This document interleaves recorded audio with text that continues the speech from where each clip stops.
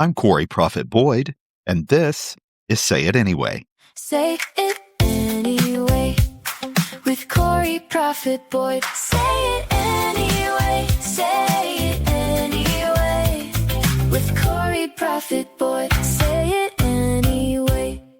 Hello, friends, and welcome back to Say It Anyway with Corey Proffitt-Boyd. Today we're talking about something that's funny, completely normal in some places, and absolutely confusing everywhere else. And I don't mean accents or slang. I'm talking about words that somehow got mispronounced generations ago and just stayed that way. Nobody really corrected or questioned them, and eventually the whole family just started saying them. Then the whole community started saying them, and before too long, that's just what the word was called. Now, I do want to say that there's absolutely no intention here for anyone to be offended. This isn't about intelligence, it's about family and culture.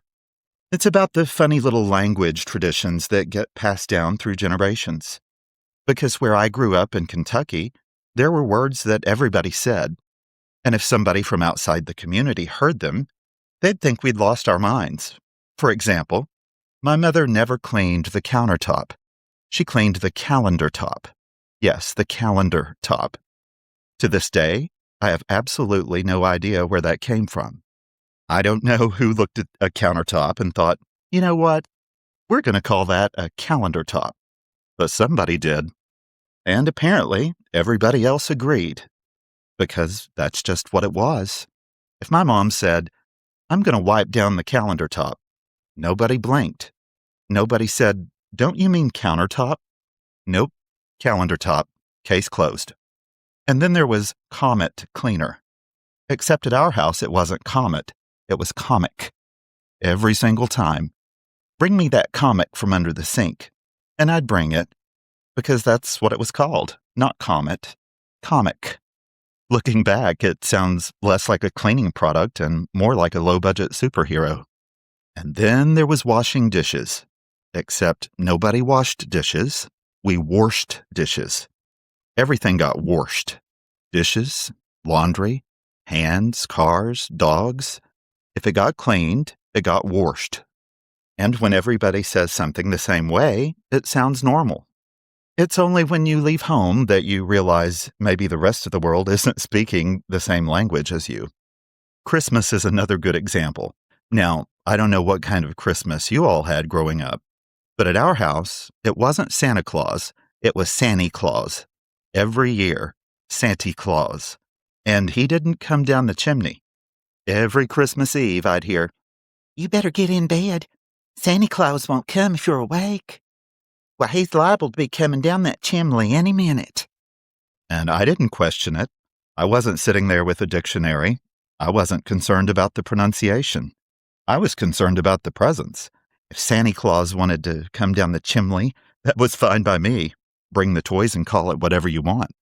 But there were a lot of words like that. People got scared. You drank from the zinc. You crossed the crick. You mashed the button.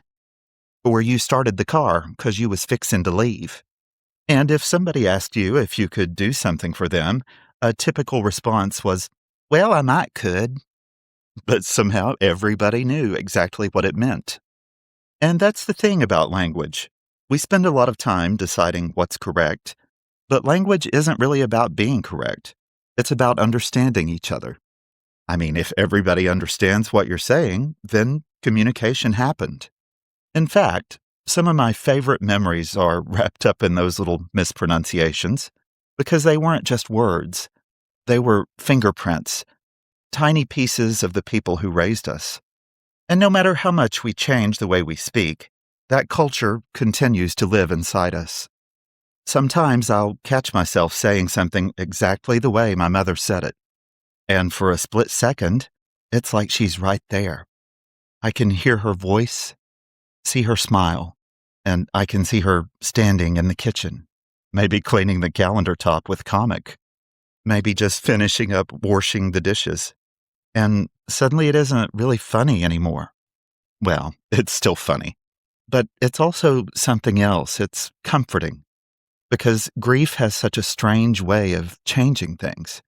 When we first lose somebody, we think we'll remember everything, every detail, every story, every sound. And then time keeps moving. And time goes by, and you start worrying about what you might forget. But then one day you'll hear a word, just one word, and suddenly they're back.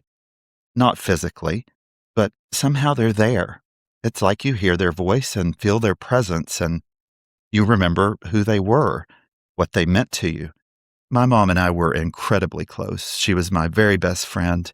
We talked every day, and even now, 2 years later, little pieces of her still show up all the time in memories, in dreams, and sometimes in the most unexpected places, like a bottle of comic, or somebody saying warsh, or the memory of Santy Claws coming down the chimney. Those words aren't mistakes to me anymore. They're treasures, reminders, little pieces of home, little pieces of Kentucky and family, little pieces of people that I still love so very much.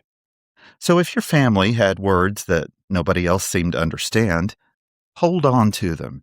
Tell those stories, laugh about them, pass them down, because one day those funny little words become priceless. And one day you'll realize they were never really about language at all. They were about love. Thank you so much for joining me again for Say It Anyway. And before I go, I want to hear from you. What words did your family say that nobody else seemed to say? Was it warsh? Was it chimney? Was it Santy Claus? Or do you have your own versions? Let me know at info@sayitanyway.me. Thanks again for listening. I'm Corey Proffitt-Boyd, and until next time, say it anyway. Say it anyway with Corey Proffitt-Boyd. Say it anyway. Say it anyway with Corey Proffitt-Boyd. Say